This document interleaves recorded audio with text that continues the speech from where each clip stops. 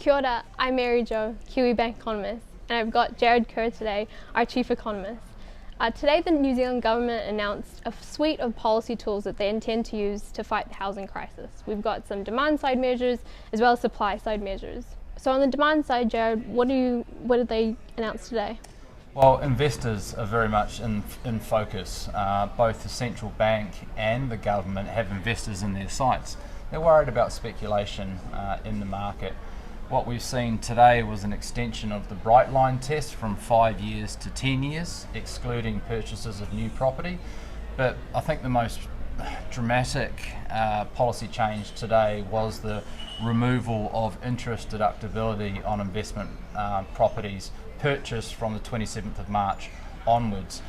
For an existing portfolio of properties, you've basically got just 4 years left in which you can deduct interest from that property. So there really is a focus on I guess, restraining demand. Mm-hmm. But demand's not the problem. As far as I'm concerned, demand is not the problem in our housing market, it's the supply. Yeah, so they've introduced this $3.8 billion Housing Acceleration Fund, and it's meant to support infrastructure needs to build new builds. So can you tell us a little bit more about that fund? Yeah, exactly right. So there's $3.8 billion to start with for councils to go to the government and say we need money to help unlock some land, to build the infrastructure, to unlock the land, to increase housing supply. The idea is brilliant. I think it's exactly what we need. The execution and the amount, the funding is not enough. $3.8 billion will not go far.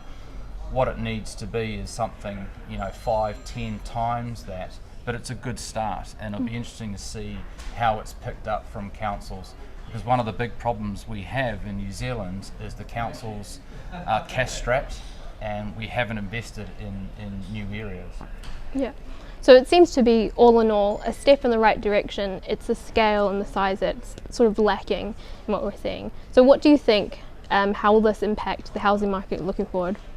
So we've got a huge amount of momentum in the housing market at the moment. Our own internal data is telling us that house prices are likely to peak at a growth rate of between 25 and 30% this year, which is staggering.